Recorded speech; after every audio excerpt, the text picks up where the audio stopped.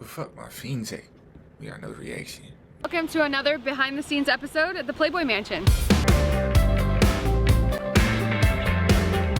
Another behind the scenes episode at the Playboy Mansion.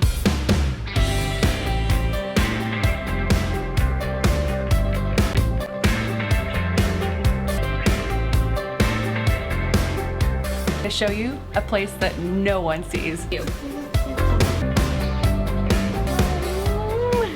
I love Disney so much, and if you look around, sees, but you.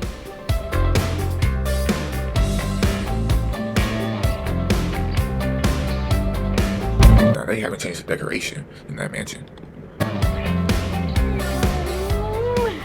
I love Disney so much, and if you look around, I feel like that place would have a stench. Stuff all over the walls in the closet. I have this special DJ Mickey art piece because I DJ and he looks awesome as a hipster DJ Mickey. I have all of these Thomas Kincaid. They're my favorite. I love Thomas Kincaid. Ariel's on the door. Hey, these are great. Got all my Disney t-shirts. Mickey! My friend Paula, she's an organizer. So she organizes my stuff really well. She's awesome. If you ever need an organizer. Yeah, they was getting freaky at these fucking mansions. I don't know, there was something sinister going on. We finna do some research. These are my shoes. This is Hef's section of the closet. It is amazing. Is this the current owner? Let me see. I think this is the current owner. Oh, this is 11 years ago. I don't know. I think she's doing this a show through. These are Hef's infamous Playboy shirts. He wears them to various events around town. These are all of his smoking jacket, robe things that he's famous. Lots of rings. Every issue of Playboy. Playboy Mansion bed, master bed. Every photo on this wall is related to us in some way. Hef's bedroom is super important to him. He spends the most time here. Despite the obvious perks to living the Playmate life, when you're hopped up on drugs and forced to please, you'd want to rip off your bunny tail too. The first ever Playboy Mansion Back then, it was going crazy back then. Check it. established in Chicago in the 60s. But in 1971, Hugh Hefner moved the operation to sunny Los Angeles. As Architectural Digest noted, the 5.3-acre estate boasted a 1927 Gothic Tudor mansion, $1.1 million. What's your name again? Oh, come on. This is my favorite. Come on, Barbie Ben. As fans got to see in Hefner's wife Crystal's vlogs, the home features nearly 22,000 square feet with a jaw-dropping 29 rooms, and even a wine cellar which you access through something like a speakeasy-style entrance. But the outdoor space was maybe even more impressive. There was the wishing well, No, they had top-notch security at the mansion, the Playboy Mansion.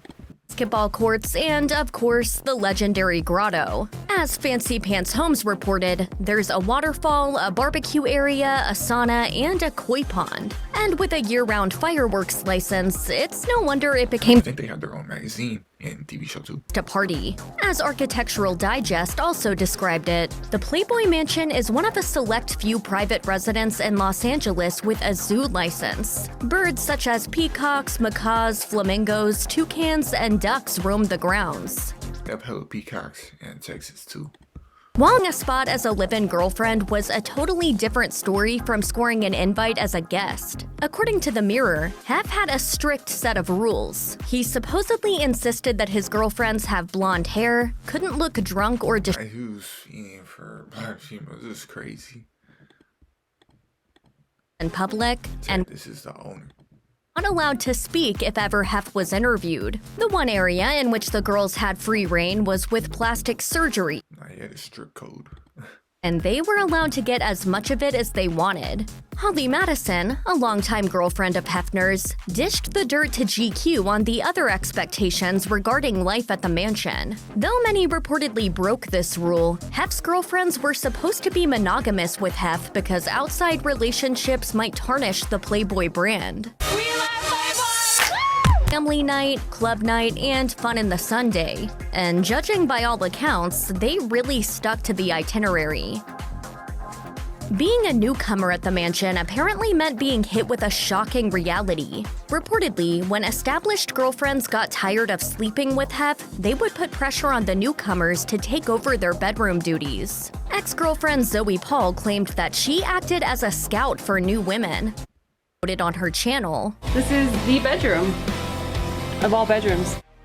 Holly Madison detailed her own experience, explaining in her memoir, 2 huge television screens projecting graphic, explicit acts lit up the otherwise dark bedroom. In the middle, a very pale man was tending to his own business. The girlfriends, in various stages of undress, were sitting in a semicircle at the edge of the bed. Jay, these females would want clout. They would tag the Playboy money on them. Now that they regret it, they're trying to make up all these horror stories. Zoe Paul offered a similar account, telling The Sun, Hef would normally pass around. They did all this just for clout. They thought they would get a deal out of it, or get put in the magazine, Joint we'd all or merch. He also took Quaaludes and Viagra. Then we would take turns. When it was my go on top, I'd count 2 minutes in my head, as that's how long it would take before he moved to the next girl. Paul also alleged that Or what shortcut or ritual to fame.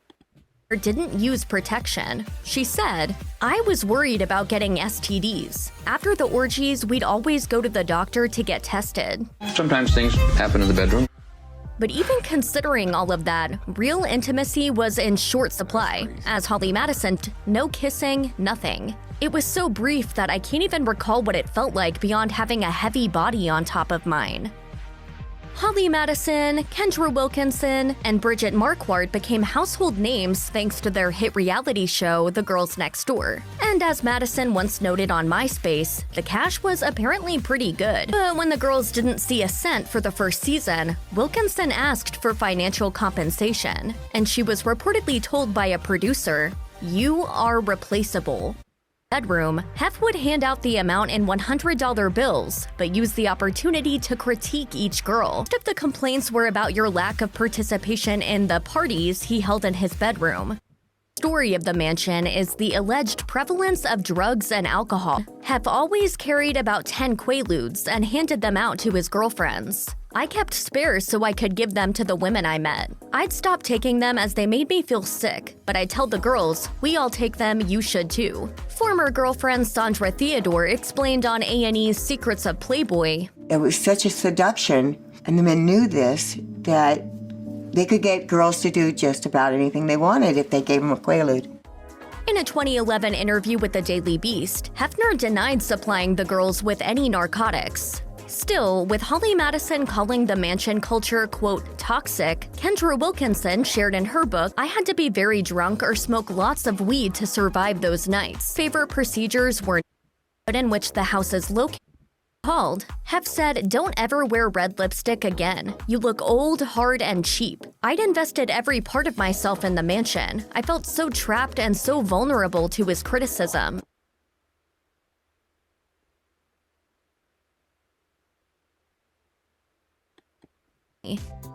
For fans of the eternally flirty slumber party that was The Girls Next Door, Holly Madison, Kendra Wilkinson, and Bridget Marquardt looked like best friends. But behind the scenes, it was a completely different story. Cribs is the place where the most famous people on the planet invite us round for a personal guided tour. Is it better than the celebrities you're about to see? So put on your party pants and prepare to get your freak on as we crash the cribs. Optional. Kicking us off is a piece of Hollywood real estate that is synonymous with the word party. The former home of Playboy magazine founder Hugh Hefner, a man who has forgotten more about parties than we'll ever know. Hef lived in the Playboy mansion from 1974 until his death in 2017. It was notorious for wild, lavish parties full of celebrities where Hef would often appear dressed in his trademark pajamas and smoking jacket. Welcome to Playboy Mansion. Come on in.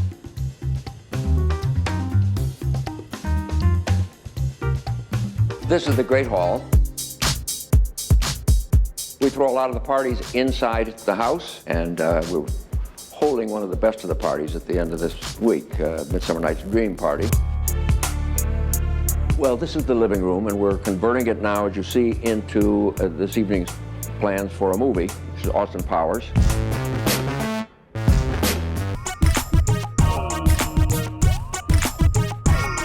It's the backyard. So this is how I'm finna be moving. Not how he's doing it, but like straight blind females. It's gonna be funny. The fact that we are in the middle of Los Angeles, but that you feel as if you're in another world. I see the creative side. Something that had great appeal for me. Everything you see in the backyard, we added. We added the hills, the streams, the pool, the waterfall, the fun and games. I couldn't imagine doing a typical Hollywood pool here. And that's why I made it a very natural kind of swimming pool that actually looks like a pond. And I guess that's inspired a lot of other properties in Southern California. Grotto. There's actually a tanning area on top of the... This is the natural swimming pool itself. If you go over the stairs, it's jacuzzi bath. Very popular. He was doing something dark. Or he was getting like freaky, hot tubs. Check. Them females only thought they would get, what, a magazine or get shown or get some type of deal out of it. I don't know. You think it was true, though? What he was doing? We believe they just wanted some deals. Now that they regret it.